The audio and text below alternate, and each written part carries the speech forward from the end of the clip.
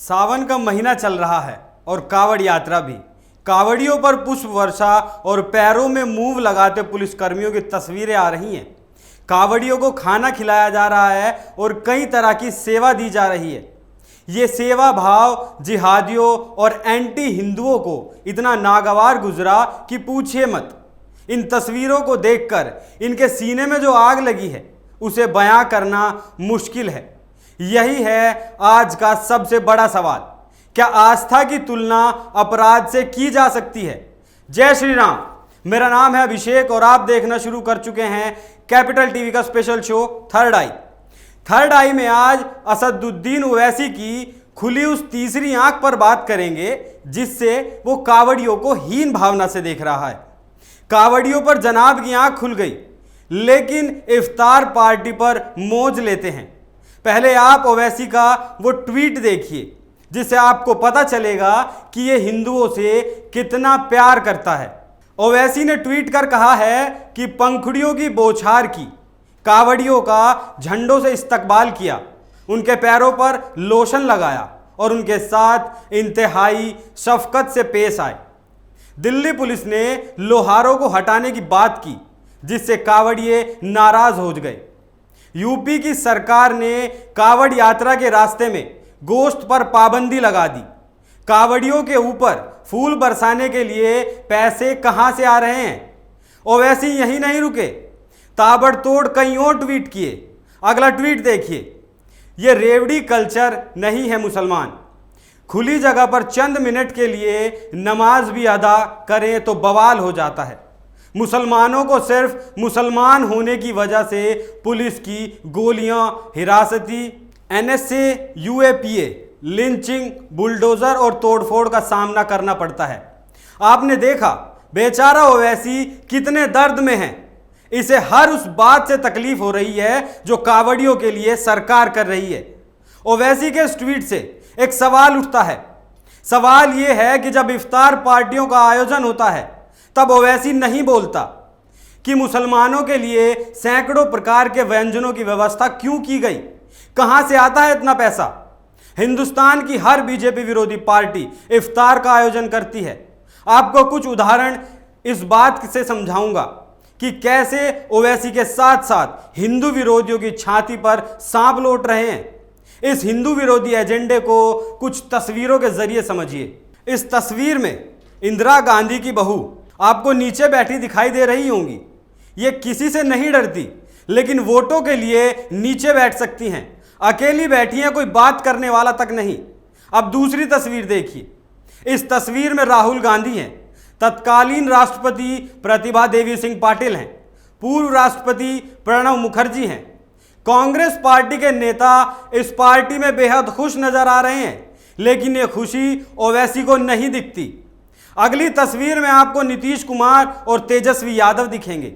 दोनों विरोधी पार्टियों से ताल्लुक रखते हैं, लेकिन इफ्तार में साथ आना जाना लगा रहता है। इस तस्वीर में देखिए, कश्मीरी नेता के साथ राहुल की खुशी देखते ही बनती है। टोपी में क्या खूब लग रहे हैं राहुल गांधी।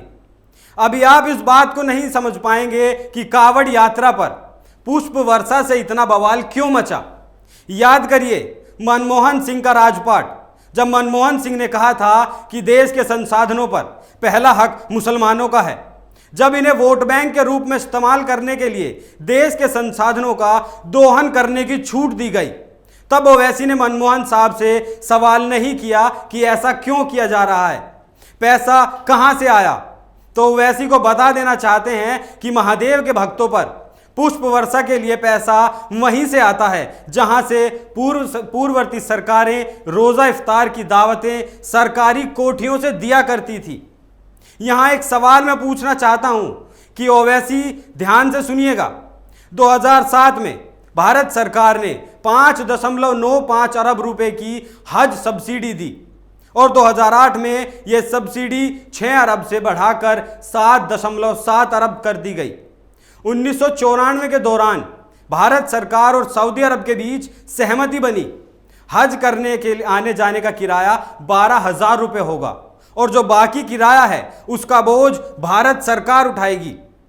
2007 में भारत सरकार ने प्रति यात्री 47,454 रुपए खर्च किए।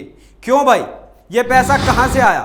भारत में सबसे ज्यादा हिंदू टैक्स पेयर हैं, लेकिन पैसा हज पर खर्च किया जा रहा है। हिंदुओं ने कभी सवाल नहीं किया और आपने भी नहीं पूछा कि पैसा कहां से आ रहा है। साल 2018 में आजादी के बाद पहली बार मोदी सरकार ने हज पर दी जाने वाली सब्सिडी को खत्म कर दिया। सरकार पर पड़ने वाले 700 करोड़ के बोझ को खत्म किया। हर साल 1,75,000 लोगों को यह सब्सिडी दी जाती थी। क्यों दी जाती थी, इस बात का जवाब तो कांग्रेस पार्टी ही दे सकती है। जब से सब्सिडी खत्म हुई तब से मोदी सरकार को घेरने की तमाम कोशिशें की जा रही हैं। कांग्रेस ने ना तो कभी कांवड़ियों को सब्सिडी दी, ना कभी चार धाम जाने के लिए कोई सुविधा मुहैया कराई। गांधी परिवार ने हमेशा खुद को मुसलमानों का सबसे बड़ा मददगार साबित करने की कोशिश की। इस लिस्ट में सबका नाम है: जवाहरलाल नेहरू, इंदिरा गांधी, राजीव गांधी, सोनिया गांधी और राहुल गांधी। यहां आपको एक बात और बता दें, 2013 में कांग्रेस एक बिल लाना चाहती थी।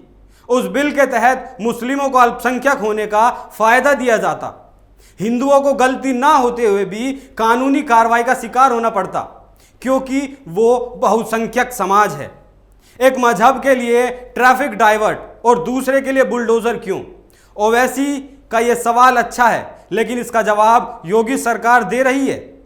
ओवैसी और इनके जैसे अन्य नेताओं का बस एक मकसद है कि मकसद नहीं भूलना मेरे दोस्त, मतलब इन्हें मुसलमान का वोट चाहिए, जिससे ये राजनीति में आ सकें और हुकूमत चला सकें।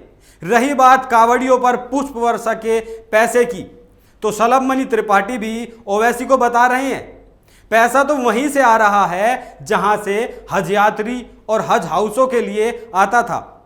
शलभ मणि ने यह भी कहा कि पैसा वहीं से आ रहा है जहां से मुफ्त की रोज़ा इफ्तारी के लिए आता था। पैसा वहीं से आ रहा है जहां से मदरसों की इस्लामिक तालीम के लिए आता था। मतलब पहले जनता के पैसों से मुसलमानों की सेवा होती थी, अब ज़रूरतमंदों की हो रही है। अगर बात उत्तर प्रदेश की करें तो यहाँ अखिलेश यादव मुस्लिमों के सबसे बड़े रहनुमा हैं। अखिलेश सरकार में इन्हें हर जगह वरीयता दी गई, लेकिन देखिए इस बार इन्होंने इफ्तार पार्टी का आयोजन नहीं किया तो लोकसभा उपचुनाव में इन्होंने अखिलेश को गिफ्ट दे दिया। ओवैसी ने जिस दोगलेपन का जिक्र किया है, अब उस सवाल का जवाब। कावड़िए फूलों के हकदार इसलिए हैं क्योंकि वो सर तन से जुदा के नारे नहीं लगाते, वो भीड़ पर पत्थर और पेट्रोल बम नहीं फेंकते, वो किसी का सर कलम नहीं करते और ना ही इनके तार पीएफआई और आतंकी संगठनों से जुड़े हैं। पहले अपने अंदर झांकी ओवैसी, उसके बाद ये अपने उल जुलूल बयान दें। बीजेपी मुसलमान विरोधी नहीं है।